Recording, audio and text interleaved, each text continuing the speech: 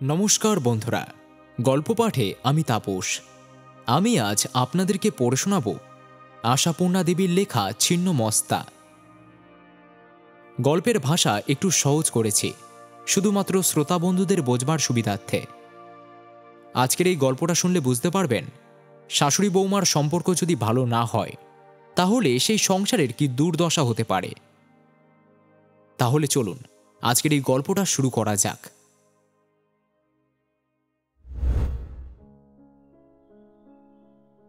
গাছের মাথা থেকে রোদ নেমে উঠোনে পড়েছে। এইমাত্র স্কুল বাড়ির ঘণ্টা পড়ার শব্দ শোনা গেল। 10টার গাড়িতে বরকনে আসবার কথা। স্টেশন থেকে বাড়িতে পৌঁছতে খুব জোর আরও আধ ঘন্টাই হোক, তার বেশি তো নয়। অতএব সময় আর নেই। জয়াবতী তাড়া দিচ্ছে, আলপনা দেওয়া যে তোর আর এগোচ্ছে না মন্টি। বউ এসে কাঁচা আলপনায় পা দেবে, আলপনা শুকিয়ে ফুটফুট করবে, তবে না বৌদুয়ারের বাহার। মন্টি কলকাতায় মামার বাড়ি থেকে স্কুলে পড়ে। সম্প্রতি রবীন্দ্র জয়ন্তী উৎসবে আলপনা এঁকে নাকি বিশেষ খ্যাতি অর্জন করেছে। অবশ্য তার সহপাঠী মল্লিকা ঘোষ নাকি সমস্ত ক্রেডিটটা মন্টির চাপা কলির মতো আঙুলের ডগাগুলিকেই দেয়, কিন্তু সেটা একটা ধরার কথা নয়। কন্যাগুণ গর্বিতা মন্টি জননী মন্টিকে নিয়ে জয়াবতীর বাড়িতে আলপনা দিতে এসেছে। একমাত্র ছেলে জয়াবতীর, বিয়ের পর বউকে নিয়ে বাড়ি আসছে আজ। কিন্তু স্কুলের বিদ্যাটা যেন খুব বেশি কাজে লাগছে না আজ। এত বড় উঠোন দেখে হাঁপিয়ে উঠেছে বেচারা। স্কুল বাড়ির দোতলার হলে পালিশ করা মেঝেতে তুলি বোলানো এক, আর এই প্রকাণ্ড শান বাঁধানো উঠোনে ভরাট করে লতা পদ্ম আঁকা আর চাপা কলি ঘষে ক্ষয় করে চাপা কয়লায় পরিণত হতে বসেছে। তার উপরে জয়াবতীর তাড়া। মায়ের উপর রাগে হাড় জ্বলে যাচ্ছিল মন্টির। জয়াবতীর উপরও কম নয়। বলা খুব সহজ, নিজে করে দেখুন একবার। এই মনোভাব নিয়ে একই নকশায় পদ্ম আঁকতে থাকে শেষ পর্যন্ত। আধুনিক, অতি আধুনিক, যাবতীয় আলপনার নকশা জানা ছিল তার। কিছুই আর মনে পড়ে না। এদিকে হাত নিষ্পিস করে জয়াবতীর। সাদৃশ্য মন্টির মতো আঙুলের ডগায় চাপার কলি না থাকলেও শিল্প চাতুর্যের খ্যাতি জয়াবতীরও কম ছিল না। আশেপাশের পাড়া থেকে আমন্ত্রণ আসত পুজো পার্বণে, বিবাহ উৎসবে। সমূরাহে বিবাহের ফুলসজ্জার তত্ত্ব সাজাতে ছানার হাঁস, ক্ষীরের মাছ, মাখনের পদ্ম, মুগের ডালের ময়ূর গঠনের নৈপুণ্য কুটুম্ব বাড়ির লোককে তাক লাগিয়ে দিতে পারতেন জয়াবতী। নতুন জামাইয়ের জলখাবারের ফলের রেপাবিতে কম কারুকার্য করেছেন এতদিন পর্যন্ত।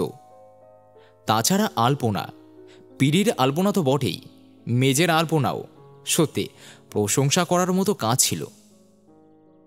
কত বাড়িতে গোবর মাটি লেপা উঠোনে এমন এঁকেছেন যে দর্শক মাত্র এক বাক্যে স্বীকার করতে হয়েছে।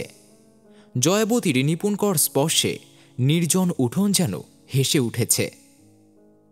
এ তো শান বাঁধানো উঠোন, যে উঠোন ছেলের ম্যাট্রিক পাশের বছর নতুন করে বাঁধিয়েছিলেন জয়াবতী বউ এসে দাঁড়ানোর আসন্ন মধুর কল্পনায়। কিন্তু ছেলেবেলায় পরের বউয়ের বউছত্র আঁকতে আঁকতে হাত পাকালেও নিজের ছেলের বউ আসার সময় আর শুভ কাজে হাত বাড়ানোর অধিকার থাকল না। সেই হাতে বিধাতা কোপ মেরে দিয়েছে। ছেলের কৈশোর কাল থেকেই ছেলের বিবাহ নিয়ে স্বামীর সাথে কত জল্পনা, কল্পনা, পরামর্শ, কত সোহাগে কলহে রাত কেটেছে। একটি মাত্র সন্তানকে ঘিরে দুটি মানুষের আশার আর শেষ ছিল না। সব আশায় ছাই দিয়ে দিব্যি কেটে পড়লেন দেবনাথ। জয়াবতীর জন্য রইল আনন্দহীন গুরু দায়িত্বের বোঝা। ছেলের বিয়ে আজ, আর রঙিন কল্পনা নয়, কঠিন কর্তব্য। ভালোভাবে কাজ মিটে না গেলে তার খাওয়া ঘুম নেই। বউ বরণ করার জন্য জ্ঞাতিজা কনকলতা একটি খসখসে নতুন বেনারসি শাড়ি জড়িয়ে ঘোরাঘুরি করছিল। বিমলেন্দুর জলপানির টাকায় সাত করে এই শাড়ি কিনে রেখেছিলেন জয়াবতী বিমলেন্দুর বউ বরণ করতে। সিন্দুক খুলে সেই শাড়ি বার করে দিয়েছেন কনকলতাকে। কনকলতা কাপড়ের আঁচল সামলাতে সামলাতে দুধে আলতার পাথর এনে বসিয়ে দিয়ে তোষামতের সুরে বলে, এ কি, আর তোমার হাত মেজদি, একটাতে হয়ে যাবে। জয়াবতী মন্টির মায়ের মুখের দিকে চেয়ে তাড়াতাড়ি বলে ওঠেন, ছোট বউয়ের যেমন কথা, বুড়ো মাগির সাথে ওই ছেলে মানুষের তুলনা। এই যে অতখানি করেছে এরই মধ্যে, তাই বেশি। গাড়ির সময় হয়ে গেল, তাই না তারা দেওয়া। কনকলতা কথার গতি আঁচ করে কথার মোড় ফেরায়, তা তো বটে, তুলনা নয়, এমনি বলছি যে এমন অদৃষ্ট চিরদিন 5 জনের করে এসে এখন নিজের ঘরে চোর। আজ কোথায় তুমি? নিজেই চেলির শাড়ি পরে বউ ছেলে বরণ করো। থাক থাক ছোট বউ, ওইসব কথা থাক। দেখো দেখি দুধ উতলানোর কি হলো। বউ দরজায় পা দেওয়া মাত্র যেন উতলে ওঠে। সস্তার করুণ রস আমদানি করে অন্তর্নিহিত গভীর বেদনাকে খোলা করার প্রকৃতিও নারী জয়াবতীর। গোজগাছ করবার সময় বরকনে এসে পড়ে। কেন তুমি মূর্তি হয়ে এলে, থাকলে না ধ্যান ধারণায়। কবিগুরুর লেখনী নিমৃত এই প্রেমিকের উক্তিটি অনায়াসে বাঙালি ঘরের শাশুড়ি বউ সম্বন্ধে খাটানো যায়। অধিকাংশ পুত্রবতী জননীর কি জীবনের সমস্ত স্বাদ-আহ্লাদ গড়িয়ে ওঠে না পুত্রের বিবাহ কল্পনাকে কেন্দ্র করে। সদ্য যৌবনপ্রাপ্ত পুত্রের মায়ের ধ্যানের মূর্তি কি একটি ডানাবিহীন পরিমূর্তি নয়? কল্পনার তো রাশ টানতে হয় না, তাই সেই ধ্যানের মূর্তিকে নিয়ে গড়ে ওঠে কত স্বপ্ন, কত সুসম্মান। নিজের জীবনের তিক্ত অভিজ্ঞতা, সংগত প্রতিজ্ঞা দৃঢ় হয় আত্মবিশ্বাসের ভিত্তিতে। পরের মেয়েকে কেমন করে আপন করতে হয় তা তিনি দেখিয়ে দেবেন। করুণা হয় তাদের উপর যারা ছেলের বিয়ে দিয়ে শাশুড়ির নাম কিনেছেন। কৃপা হয় তাদের উপর যারা কালো কালো খ্যাদ বোচা বউ ঘরে এনেছে। পথে ঘাটে হাটে মাঠে একটা সুন্দর মুখ দেখলেই কৌতূহল প্রবল হয়ে ওঠে তার কুলগোত্র জাতির পরিচয় জানতে। বিশেষত জয়াবতীর মতো এক সন্তানের মায়ের। একটি সুন্দরী মেয়ের সঙ্গে গাঁথিয়ে ছেলেকে সংসারী করে দেওয়া যেন জীবনের চরম পরম কর্তব্য এদের। কিন্তু ধ্যানের ধারণা যখন সত্যি মূর্তি হয়ে এসে ধরা দেয়, না, কথাটা বলা ঠিক হলো না, ধরা দিলে অনেক সমস্যাই মিটত। আধুনিক মেয়েরা স্বামীকেই ধরা দেয় না, তা আবার শাশুড়িকে ধরা দেয় না, শুধু মূর্তি ধরে এসে দাঁড়ায়। পরবর্তী ঘটনাটা ধরবার চেষ্টা আর ধরা না দেবার আক্ষেপ বিক্ষেপের সমষ্টি মাত্র। তবু বিমলেন্দুর বইয়ের মতো বিয়ের কোণে এসেই নিজের মূর্তি ধরার দৃষ্টান্ত আধুনিক মহলেও কম। শহরের মেয়েকে বাগ মানাতে পারবে কিনা এই সন্দেহে পল্লী অঞ্চলের মেয়ে এনেছিল জয়াবতী। প্রতিভা এসে শহরকে টেক্কা দিল। বিয়ের কোণে কি করে শাশুড়িকে শুনিয়ে বরকে মুখ নাড়া দেয়। এই যে শুনেছিলাম এত ভালো অবস্থা, অত ভালো অবস্থা, তা খুব দেখছি বটে। বাড়িতে একখানা বড় আয়না নেই যে দাঁড়িয়ে চুল বাঁধি। ঘর সংসার গুছিয়ে তবে ভদ্রলোকের মেয়ে ঘরে আনতে হয়, বুঝলে। বাহারের মতো দরজা, জানালায় ছেঁড়া কাপড়ের পর্দা ঝুলোনো, হাসি পায়। দালান ঝাঁট দিতে দিতে কথাটা কানে গেল জয়াবতীর। ধাক্কাটা প্রথম, তাই চলন্ত হাতটা হঠাৎ অবশ হয়ে গেল। এ পর্যন্ত এই অঞ্চলে সাজানো গোছানো শৌখিন বলেই খ্যাতি ছিল জয়াবতীর। জয়াবতীর বাড়ির প্রতিটি টিন রং করা মাপসই। শেলফ, আলমারি, বোতল, কাচের জারের প্রাচুর্য ঝকঝকে তকতকে। জয়াবতীর ঘর দুয়ার ঝিমঝাম ফিটফাট। ট্রাঙ্ক, বাক্স, সিন্দুক, ড্রাজ সব শাড়ির পাড়ে ঢাকা। বিছানা ফর্সা, বালিশের ওয়ারে ঝালর। এসব এদেশের কজনের আছে? সম্প্রতি বউ আসবে বলে নিজের পুরনো আমলের ভয়েল শাড়ি কেটে সমস্ত দরজা জানালার পর্দা লাগিয়ে পাড়ার লোকের ঈর্ষাভজন হয়েছেন। লোকে বলে বউ আসছে না রানী আসছে, এত বাড়াবাড়ি কিসের? জয়াবতীর সেই স্বাদের গৃহ সজ্জা দেখে বড় মানুষের মেয়ের হাসি পায়। বিমলেন্দু কি উত্তর দেয় তা শোনার জন্য কান খাড়া করে রইল জয়াবতী, কিন্তু গলা শোনা গেল না তার। জলপানি পাওয়া গ্র্যাজুয়েট ছেলে জয়াবতীর, ক্লাস 9-এর দাপটে বোবা হয়ে গেল নাকি? তা বোবা ছাড়া আর কি? বারে বারে প্রতিবার কণ্ঠ কানে আসে, এই অজপাড়াগায় থাকতে হবে মনে করলেই আমার আত্মাপুরুষ খাঁচা ছাড়া হয়ে আসছে। কি বললে? আমাদের হুগলি পাড়াগা? বেশি বকো না। কিসে আর কিসে? হুগলিতে কি নেই শুনি? কলের জল, লাইট, ফ্যান, কিসের অভাব? বাবার যেমন কাণ্ড, বিয়ে দেওয়ার আর দেশ পেল না, ত্রিবেণীতে বিয়ে। আবারও তো শুনছি ম্যালেরিয়াও আছে, মরবো আর কি। চিরদিনের শান্তশিষ্ট জয়াবতীর শীতল রক্তে হঠাৎ যেন আগুন ধরে যায়। যে ছেলেকে কোনোদিন উঁচু কথা বলেনি, তার সম্পর্কে তীব্র কটূক্তি মনে মনে উচ্চারণ করে বসেন। জীব কি পক্ষাঘাতগ্রস্ত হয়েছে বিমলেন্দুর, তাই একটাও উত্তর দিল না। কি করবেন? পদ্মা তুলে জয়াবতী নিজে তো আর ছেলে বউয়ের ঘরে ঢুকে উচিত মতো উত্তর দিতে পারে না বটে, কিন্তু প্রত্যেকটি কথার উচিত উত্তর আবিরত মনের ভিতরে পাক খেতে থাকে। পরিপাটি করে ঝাঁটপাট দিয়ে ঝকঝকে মাজা ঘোড়াটি নিয়ে ঘাটে যাওয়ার সামর্থ্য ও স্পৃহা দুটোই চলে যায় যেন। এই বউ হল বিমলেন্দুর, জয়াবতীর দীর্ঘ তপস্যার ফল, আজীবন আশার কুসুম। তবু মুখোমুখি কিছু বলা চলে না, ব্যবহারে 19-20 করা শক্ত। বিমলেন্দুকে বলবেন কিছু, তাও অসম্ভব। বিমলেন্দু যদি উল্টে বলে বসেন, ছেলে বউয়ের ঘরে কি তুমি আড়ি পাততে গিয়েছিলে তখন? অতএব মনের রাগ মনে চাপিয়ে প্রত্যেক দিনের মতো বিকালের জলযোগ সাজিয়ে স্নেহপূর্ণ কণ্ঠে ডাক দিতে হয় বউকে। অল্প আহারের কথা তুলে অনুযোগ, অভিযোগ করতে হয়, কিন্তু ভিতরে ভিতরে সমস্ত তিক্ত বিরাস হয়ে থাকে। বউকে আপন করে নেওয়ার সাধু সংকল্প এই একটিমাত্র ঝাপটায় কোথায় উড়ে যায়। কতক পরে বধূকে পিতার ঘরে রেখে কলকাতায় ফিরে গেল বিমলেন্দু। জয়াবতী যেন মুক্তির নিঃশ্বাস ছেড়ে বাঁচলেন। কিন্তু কেন এমন হলো? বিমলেন্দুর জন্য প্রাণ কেমন করল না কেন জয়াবতীর? বিদায় বেদনাটাও যেন ভাষা ভাষা। উৎসব শেষে নিমন্ত্রিত ব্যক্তির বিদায় নেওয়ার মতোই যেন স্বাভাবিক ঘটনা। নতুন বইয়ের মতোই বিমলেন্দুও যেন একজন অভ্যর্থনা মাত্র। অথচ বিমলেন্দুর ছাত্র অবস্থা থেকেই এই বিদায় পর্বটা কি শোকাহত ঘটনা করে তুলতেন জয়াবতী। 3 দিন আগে থেকে তার কান্না শুরু হতো। এজন্য স্বামীর কাছে কম বকা খেয়েছেন। উঠতে বসতে সেই অশ্রু সমুদ্র কোথায় শুকিয়ে গেল আজ।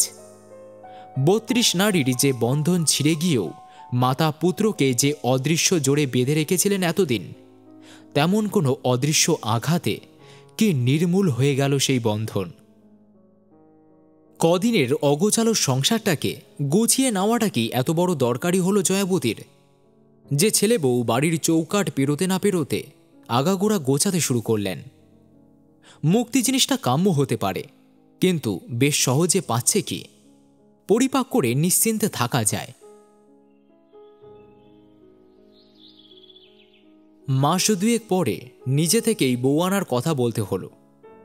কিসের যেন একটা ছুটিতে বিমলেন্দু বাড়ি এসেছিল। জয়াবতীর মনে হলো ছেলে ভার ভার, মায়ের দিকে যে দৃষ্টিতে চাইছে তা কি অভিযোগের নয়? বারবার বাড়ি আসলে মায়ের সাথে যত গল্প হয় রাতে খাবার সময়, সারা পাড়া নিশুতি হয়ে যায় শুধু জয়াবতীর ঘরে 3 দিনের খরচের কেরোসিন একদিনে পড়ে। একেবারে 5 মিনিটে খাওয়া সেরে তাড়াতাড়ি উপরে উঠে গেল বিমলেন্দু, মাকে একবার বলেও গেল না। জয়াবতী অবাক হয়ে চেয়ে থাকলেন ছেলের চলার পথের দিকে। অনেক রাতে নিচের সমস্ত কাজ ছেড়ে যখন উপরে উঠলেন, তখন ছেলে ঘুমে অচেতন। মাথার কাছে চিঠির প্যাড এবং ক্যাপ খোলা ফাউন্টেন পেন পড়ে আছে। হ্যারিকেনের সামনে একটি বই আড়াল করে দিব্যি ঘুমিয়ে আছে চিরদিনের ঘুম কাতুরে ছেলে। পরীক্ষার সময় হ্যারিকেনের সামনে বই আড়াল করে খাতাপত্র ছড়িয়ে ঘুমিয়ে পড়ত। জয়াবতী এসে আলোটাকে মাথার কাছ থেকে সরিয়ে পরম যত্নে গুছিয়ে রাখত বইপত্র। আজ শুধু বিনা বাক্যে আলোর শিখাটাকে একটু কমিয়ে পাশের ঘরে নিজের বিছানায় শুয়ে পড়েন। ও, বউকে লেখা হচ্ছিল বাবুর, তাই মায়ের সাথে কথা বলার ফুরসত হল না। পরের দিনই ছেলের কাছে বউ আনার কথা বলেন। বিমলেন্দু যেন আলগোছ হয়েছিল। চক্ষু লজ্জার খাতিরেও একবারও বলল না, যাক না আর কিছুদিন, এত তাড়া কিসের।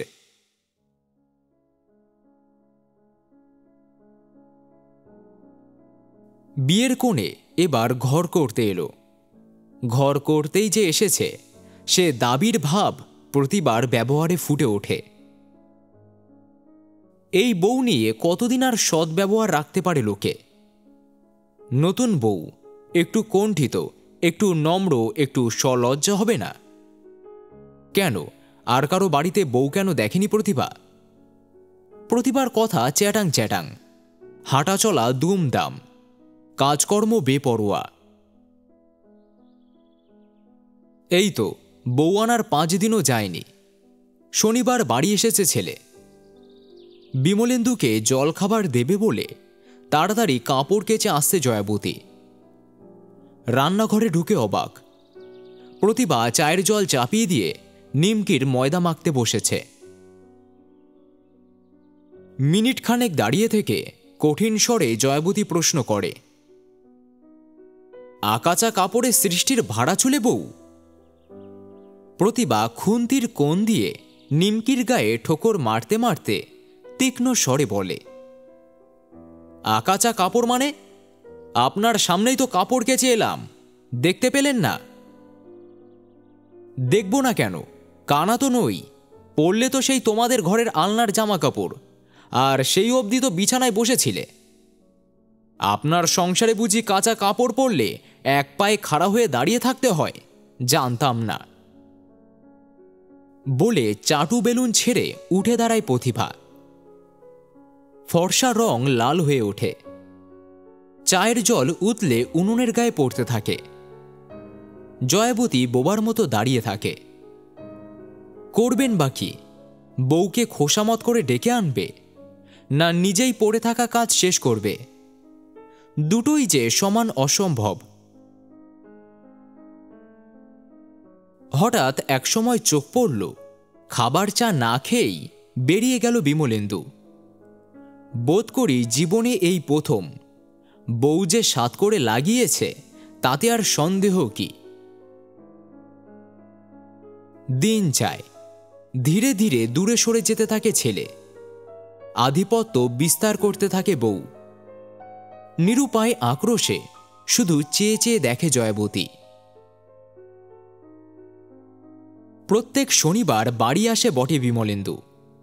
রবিবার থেকে সোমবার ভোরের গাড়িতে যায় কলকাতায়। কিন্তু কটা কথা বলতে পারে জয়াবতী? চোখে দেখতে পারেন কবার? বাড়ি এসে ঘরে ঢোকার আগে যা 2-1টা কুশল প্রশ্ন করে, নিতান্ত দায় সারা সেটা। তারপর সেই যে ইষ্টদেবীর মন্দিরে গিয়ে ঢুকল, আর পাত্তা পাওয়া যায় না ছেলের। রাত 10টায় জয়াবতী যখন বিরক্ত গলায় খাওয়ার জন্য ডাক দেয়, তখন নেমে আসে বিমলেন্দু। চুপ করে খেয়ে উঠে যায়। চির অভ্যাসের বশে ছেলের পছন্দের খাদ্যবস্তুগুলোর আয়োজন করেন ঠিকই, কিন্তু কাছে বসিয়ে মাথার দিব্যি দিয়ে সবগুলি ছেলের উদরে দেওয়ার সাহস যেন আর নেই। ভালো করে না খেলে শুধু রাগই বেড়ে ওঠে। একদিন তো বলে বসেছিলেন, এবার থেকে বাড়ি এলে বৌমা যেন রান্না করে, না হলে খেয়ে পেট ভরে না, ভালোও লাগে না দেখি। বিমলেন্দু কিন্তু অপ্রতিভ হওয়ার পরিবর্তে মায়ের দিকে জ্বলন্ত দৃষ্টিতে স্বচ্ছন্দে বলে গেল, তোমার মন আজকাল কি সংকীর্ণ হয়ে যাচ্ছে, আশ্চর্য। অপমানহত কালো মুখ নিয়ে বসে থাকে জয়াবতী। উত্তর জোগাল না। উত্তর দেবেন বা কাকে? ছেলে ততক্ষণে উপরের কোঠায়। পাড়া গায়ে পাড়া বেড়ানোর প্রথা রীতিমতো আছে। বিশেষত একটা উপলক্ষ জুটলে, কারো বাড়িতে নতুন বউ আসা তো বেশ একটা বড় দরের উপলক্ষ। বউ কেমন হলো এই কৌতূহল নিয়ে পাড়া ছেটিয়ে মহিলার দল বেড়াতে আসেন জয়াবতীর বাড়ি। অন্যের কাছে ছোট হতে রাজি নন, তাই বউয়ের তিনি প্রশংসাই করেন। কিন্তু অন্তর্সারহীন কৃত্রিম ভাষা বোঝার মতো বুদ্ধি এদেশের 12 বছরের মেয়েটারও আছে। জয়াবতীর কাছ থেকে সমস্ত তথ্য সংগ্রহ করে তারা উপরে উঠে বউয়ের ঘরে উকি মারতে যান। সেখানেও তথ্য সংগ্রহ হয় কিছু। পাড়ার লোক বেড়াতে আসলে সম্মান দেখানোর জন্য নিচে নেমে এসে আসন পেতে দেবার তেমন গরজ পড়েনি প্রতিভার। তবে উপরে কেউ উঠলে গুছিয়ে গল্প করতে আপত্তি নেই তার। জয়াবতীর দুর্ব্যবহারের পরিচয় দেওয়ার জন্য তো শ্রোতার প্রয়োজন। শ্রোতারাও অবশ্য শুনতে অরাজি নন। শুনে এসে জয়াবতীর কাছে এসে গালে হাত দিয়ে বিস্ময়ের অভিনয় করতেও মজা আছে। বউয়ের তো খুব সুনাম করিস, শুনেছিস তোর বউয়ের কথা? কথাটা বলে লাহিড়িদের বড় গিন্নি আঁচলের কোণ খুলে দোক্তার কৌটোটি বার করে। জয়াবতী নিষ্প্রিয় ভাব বজায় রেখে বলে, কেন, কি বলল? শুনলে তুই রেগে মরবি মেজ বউ, তবে আমাদের শুনলে কষ্ট হয়। আহা, একটা ছেলের বউ মনের মতো না হলে কি কম দুঃখের কথা? জয়াবতী উদাসীনভাবে বলে, আরে দিদি, মনই নেই তো মনের মতো। সেই একজনের সঙ্গে সবই চিতায় গেছে, এখন ওরা ভালো থাকলেই ভালো। আহা, তা তো বুঝলাম, তবু বেঁচে থাকতে হলে সবই চাই। ছেলের বউ এসে কোথায় একটু দেখবে শুনবে তা নয়, বউ যেন মনোয়ারি গোরা। আমি কোথায় ভালোভাবে বললাম? হ্যাঁ গো বাছা, আজ একাদশীর দিন, জি আসেনি। শাশুড়ি মা কি খেটে মরছে, তুমি বাসন মাজলে পারতে। মুখ ঝামটে বলল, কে জানে কবে কি তিথি নক্ষত্র পড়েছে, পাজি নিয়ে বসিনি। আমার কাজ ওর পছন্দ হলে তো। শোনো কথা। জয়াবতী অনেক শুনেছে, তবু অপরের সামনে রেগে বলে, এখন তো এই বদনাম হবে। আমার ভেড়া ছেলেকেও এই বুঝিয়ে পায়ের উপর পা দিয়ে উপরতলায় বসে থাকে, কুটোটিও নাড়ে না। পছন্দ মতো কাজ করলেই পছন্দ হয়, কাজ দেখলে গা জ্বলে যায়। চেষ্টাকৃত ভদ্রতার আবরণ খুলে পড়ে। কেন, কি দায় পড়েছে জয়াবতীর বইয়ের সুনাম রাখতে, যদি পাড়ার লোকের কাছে নিন্দা করে তার? লাহিড়ি গিন্নি গভীর পরিতাপের ভঙ্গিতে গালে হাত দিয়ে বলে ওঠে, হ্যাঁ রে, বিমল যে তোর সোনার ছেলে, সে কিছু বলে না? তেমন শ্যাকরার হাতে পড়লে সোনাও লোয়া হয়ে যায় দিদি। কি জানি কলিকালার কাকে বলেছে। আহা, 5টা 7টা নয়, একটা ছেলে, বউ ঘরে ঢুকতে না ঢুকতে পর করে নিল। মরে যাই চিরদিনের মানুষ, তোর কপালে এত দুর্ভোগ। লাহিড়ি গিন্নি বোধ হয় সহজে থামত না। এমন মনোহর পরিবেশ গড়ে উঠেছিল। আসর মাটি করে দিল নাতি লাবণ্য এসে। দিদিমা, তাড়াতাড়ি এসো, বাবা এসেছে, মামিমা ডাকছে। যত মুখরোচক আলোচনা হোক, জামাই এসেছে, আর বসে থাকা চলে না। লাহিড়ি গিন্নি উঠে পড়ে। উঠতে পারে না জয়াবতী। হাতের ধরা ঘটিটির মতো নিশ্চল হয়ে বসে থাকেন। আবরণ জিনিসটা একবার খসে গেলে অবস্থাটা হয় মারাত্মক। চক্ষু লজ্জার বালাই আর থাকে না কোনো পক্ষেরই।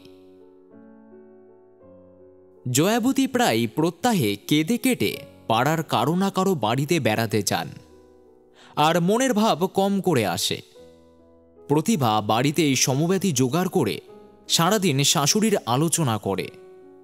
শেষবেলায় চুল বাঁধে, গা ধোয়, পরিপাটি করে সেজে ছাদে গিয়ে বসে। নয়তো বরকে চিঠি লেখে। জয়াবতী এসে দুমদাম করে সংসারের কাজ করে আর বউকে শুনিয়ে শুনিয়ে রেগে মন্তব্য করতে থাকেন।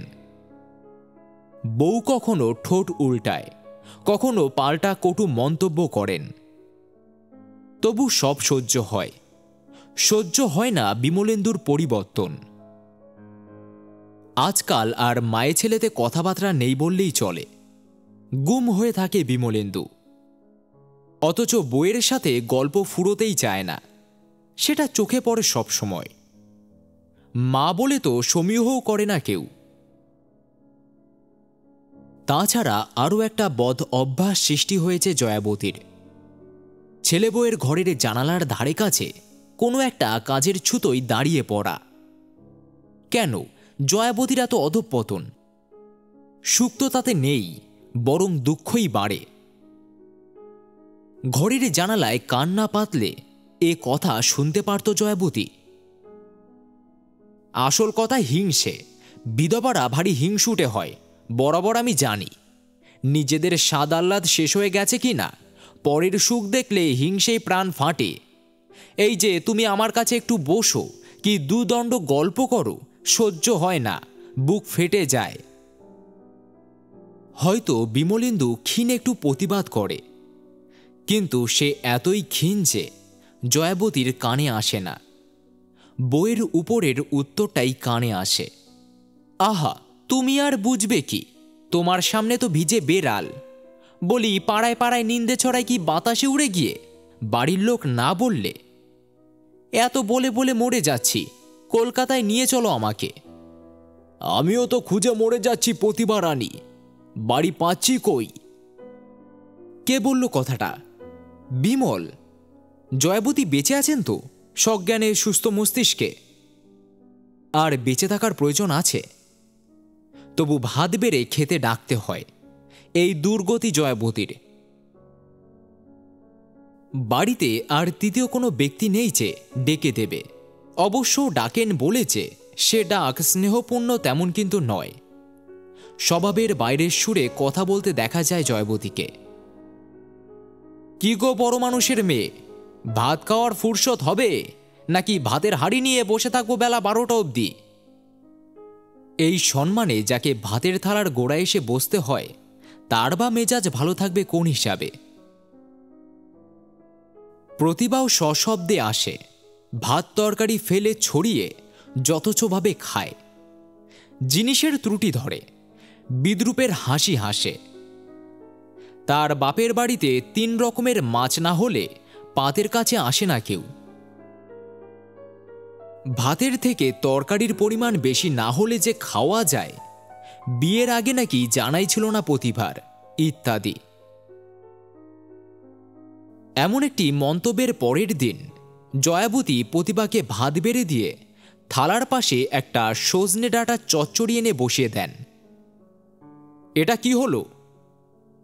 প্রতিবার তীক্ষ্ণ প্রশ্নে আজকাল আর আহত হন না জয়াবতী। সমান তীক্ষ্ণ স্বরে বলেন, তরকারির অভাবে কষ্ট করে খাওয়ার দরকার নেই বৌমা, বেশি খেলেই রান্না করব বেশি করে। প্রতিভা পাত্রটা খানিকটা দূরে ঠেলে বলে, তা বলে বিধবা মাগিদের মতো গাদা গাদা ডাঁটা চচ্চড়ি খাওয়ার শখ নেই আমার। নামিয়ে দিয়ে নষ্ট করলেন কেন? রাখলেই পারতেন নিজের জন্য, আপনার লোভের জিনিস। কি কি বললে বৌমা? আহত জন্তুর মতো একটা বিকৃত চিৎকার বার হয়। প্রতিভার কণ্ঠে দুঃসাহ এই স্পর্ধার রূপ দেখে সমস্ত শরীরই যেন ধরধর করে ওঠে। প্রতিভা অবশ্য এতে থামে না, মুচকি হাসির সাথে বলে, মিথ্যা আর কি বলছি, বাটি ভর্তি চচ্চড়ি খান্ত বসে বসে, দেখেছি বলেই বলছি। কথাটা মিথ্যা হলে জয়াবতীর সর্বাঙ্গে আগুন জ্বলে যেত না। মিথ্যা নয়, বড় বেশি সত্য। এই সজনে ডাঁটার প্রতি আজীবন দুর্বলতা জয়াবতীর।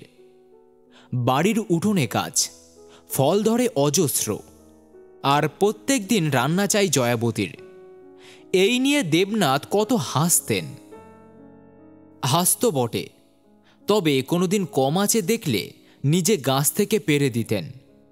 কত সময় জয়াবতী কেটে না উঠতে পারলে পেন্সিল কাটা ছুরি নিয়ে ছাড়িয়ে দিয়েছেন রাশি রাশি।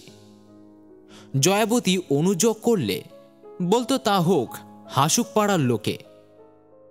ডাটা চচ্চড়ির বহর কম হলে মহারানীর মেজাজ খারাপ হয়ে যাবে যে, তখন উপায়? কেন, ছাড়ানো খুব খারাপ হচ্ছে কি? বিমলেন্দুও কত দিয়েছে ছোটবেলায়।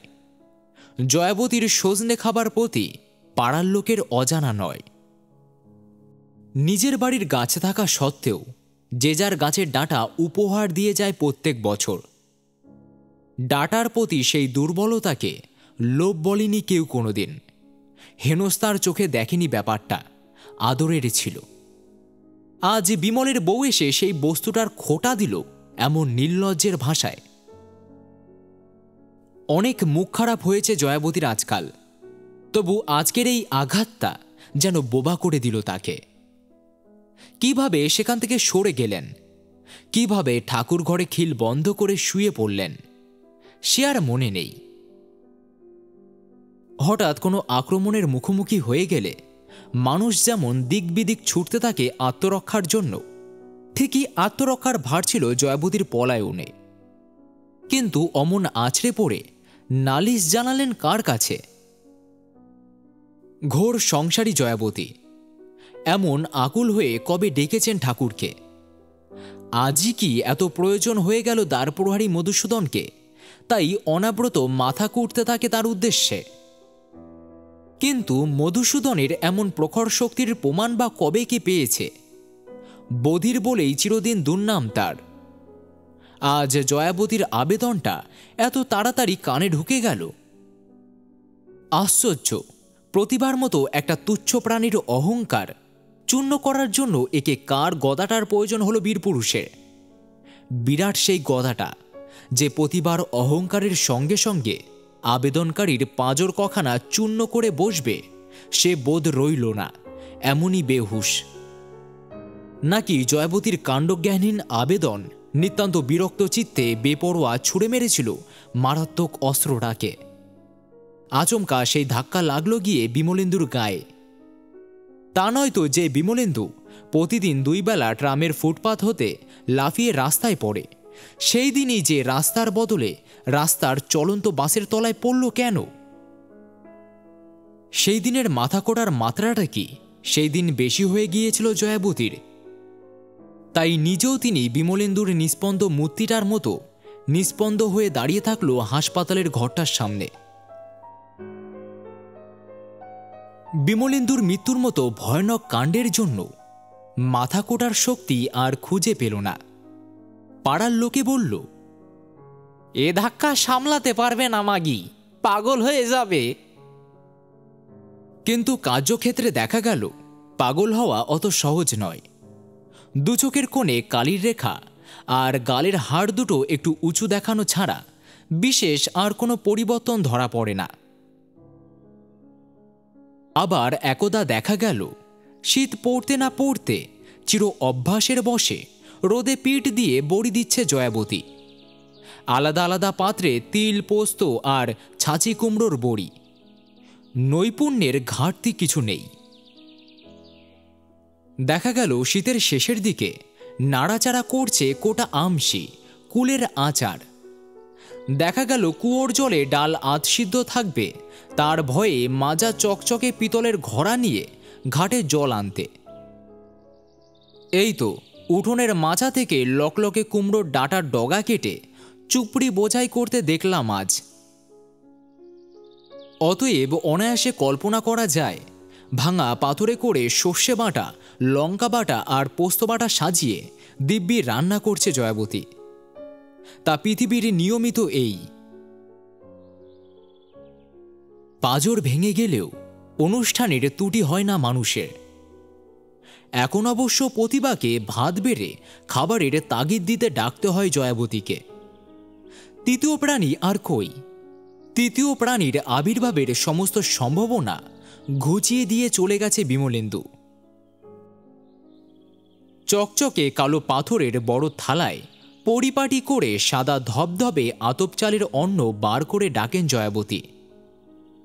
বৌমা, বৌমা, নেমে এসো মা, মুখে দুটো দিয়ে যাও। কণ্ঠস্বরে মমতার মাত্রাটা বেশি ফুটে ওঠে কি? আশেপাশের জ্ঞাতি বাড়ি থেকে শোনা যায়। অবাক হয় তারা জয়াবতীর মমতা আর মহানুভূতির পরিচয়। স্নেহ বিগলিত করুণ স্বর করুণতর হয়ে ওঠে অনুরোধ উপরোধের সময়। পাখা হাতে করে মাছি তাড়াতে তাড়াতে বলে, খেতে পারছি না বললে তো চলবে না মা, শরীরটাকে রাখতে হবে। ভালো জিনিস খাওয়ার বরাদ্দ ঘুচিয়েছে ভগবান। পোড়া বিধবার শাক পাতা ডাল চচ্চড়ি না খেলে উপায় কি? ভাত কটা ফেলে উঠো না মা, বরং আরো দুগাছা ডাঁটা দিই। মহিলা সমাজে চিত্ত জগতে প্রতিবেশী ঘরে সদ্য বিবাহিত বধূর আচার ব্যবহার যতটা কৌতূহল, সদ্য বিধবার আহার বিহার তার চেয়ে কিছু নয়, হয়তোবা বেশি। কাজেই প্রায় ঠিক সময়ে এসে হাজির হন কনকলতা, লাহিড়ী গিন্নি, মন্টির মা। এদের দিকে চেয়ে করুণ নালিশ জানায় জয়াবতী। এই দেখো বৌমার খাওয়ার দশা। তাই বৌমাকে বলি, মরার পথ নেই মা, বেঁচে থাকতে হবে চিরকাল। বিধবার পরম আয়ু, না খেলে চলবে কি করে? কচু ঘেঁচু শাক পাতা খেতে হবে, বুঝেছ? যেমন কপাল। সমস্বরে সায় দেয় সমাগতার দল। জয়াবতীর দুঃখে শুধু বিগলিত হয় না তারা, বিগলিত হয় জয়াবতীর করুণ হৃদয়ের পরিচয়। আর কেউ হলে হয়তো অপায়ার রব তুলে বের করে দিত বউটাকে। আজও জয়াবতীর কণ্ঠস্বরটাই তাদের কানে ঢোকে, দৃষ্টি পড়ে না মুখের ছবির দিকে। কণ্ঠের স্বরে মমতার যে প্রশোভন বয়, চোখের দৃষ্টিতে আছে স্নিগ্ধ ছায়া। দৃষ্টিতে আর ঠোঁটের কোণে অতি সূক্ষ্ম রেখায় লুকোনো বিষাক্ত হাসির আভাসে।